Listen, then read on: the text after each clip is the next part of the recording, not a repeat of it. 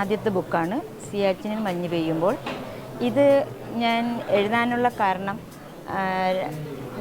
വളരെ മുന്നേ തൊട്ട് ഞാൻ ഒരുപാട് വായിക്കുമായിരുന്നു.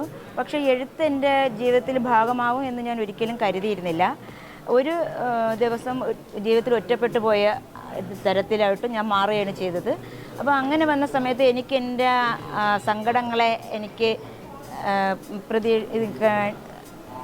പറയാനായിട്ട് എനിക്ക് ആകെ ഉള്ള മാർഗം എന്ന് പറഞ്ഞത് എൻ്റെ എഴുത്ത് വഴികളായിരുന്നു. അങ്ങനെ ഞാൻ എഴുതി തുടങ്ങിയതാണ് കഥകൾ. ആദ്യം എൻ്റെ സങ്കടങ്ങൾ എഴുതി. അതിനുശേഷം ഞാൻ കഥകളിലോട്ട് തിരിഞ്ഞ് എൻ്റെ മനസ്സിനകത്ത് ഞാൻ കണ്ടിട്ടുള്ള സംഭവങ്ങളും അല്ലെങ്കിൽ എൻ്റെ ജീവിതത്തിൽ എൻ്റെ കാഴ്ചകൾ, എൻ്റെ യാത്രകൾ, ഞാൻ കണ്ടിട്ടുള്ള സംഭവങ്ങൾ, എൻ്റെ കൂട്ടുകാരുമായിട്ടുള്ള സന്ദർഭങ്ങൾ, അങ്ങനെ ചെറിയ ചെറിയ വിഷയങ്ങൾ ഞാൻ കഥകളാക്കാൻ തുടങ്ങി. ആ കഥകൾ വായിക്കുന്നവരെല്ലാം നല്ലതെന്ന് പറഞ്ഞു. പല പ്രസിദ്ധീകരണങ്ങളിലും കഥകൾ പ്രസിദ്ധീകരിച്ച് വന്നു. അങ്ങനെ ഏകദേശം ഒരു 4-5 വർഷം കഴിഞ്ഞപ്പം ഈ കഥകളെല്ലാം കൂടെ ചേർത്തൊരു പുസ്തകമാക്കിയാൽ എന്നൊരു ചിന്ത വന്നു. അങ്ങനെ ഞാൻ എൻ്റെ ആദ്യം ഇറങ്ങിയ പുസ്തകമാണ് സിയാച്ചിനിൽ മഞ്ഞ് പെയ്യുമ്പോൾ.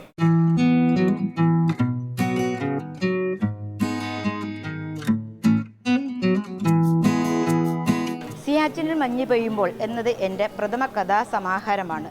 പരിചിത മേഖലകളിൽ നിന്ന് കണ്ടെടുത്ത് സ്വരൂകൂട്ടിയതാണ് ഇതിലെ കഥകളും കഥാപാത്രങ്ങളും.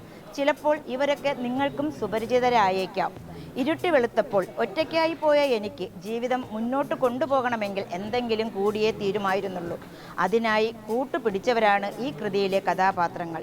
ഞാൻ പോലും അറിയാതെ എപ്പോഴോ ഉള്ളിൽ കടന്നുകൂടിയ അവർ എൻ്റെ ഏകാന്തതയിൽ വീണ്ടും എനിക്കൊപ്പം ചേർന്നു. സല്ലപിച്ചും ചേർത്ത് പിടിച്ചും അവരെ ഞാൻ എൻ്റെ അക്ഷരക്കൂട്ടിനകത്താക്കി നിങ്ങളുടെ മുന്നിലേക്ക് വായനയ്ക്കായി സമർപ്പിക്കുകയാണ്. ഏതൊരു വ്യക്തിയുടെയും ഒരു ഹീലിംഗ് ടൂൾ തന്നെ ആയിരിക്കും ഒന്നുകിൽ യാത്ര അല്ലെങ്കിൽ വായന. നമ്മുടെ ഒരു ചെറിയ ലോകത്ത് നിന്ന് ചെറിയ കാലത്തിലോ ഒരു ചെറിയ ലോകത്തോ ജീവിക്കുന്ന ഒരു വ്യക്തിക്ക് വിശാലമായ ലോകത്തെക്കുറിച്ചും വിശാലമായ കാലത്തെക്കുറിച്ചും ബോധ്യപ്പെടുന്നതിന് നമുക്ക് പുസ്തകങ്ങൾ വളരെ ഉപകാരമാണ്. അപ്പം അതുകൊണ്ട് വളരെ ആഴത്തിൽ വായിക്കുകയും എൻ്റേതായ ഒരു ലോകം എനിക്ക് അവിടെ എൻ്റെ വിഷമങ്ങളെ മറന്നുകൊണ്ട് ആ ലോകത്തിലേക്ക് എനിക്ക് കടക്കാൻ കഴിയുകയും ചെയ്യുന്നു എന്നുള്ളതാണ് വായനയിലൂടെ യാത്രയിലൂടെയും ഞാൻ നേടുന്നത്.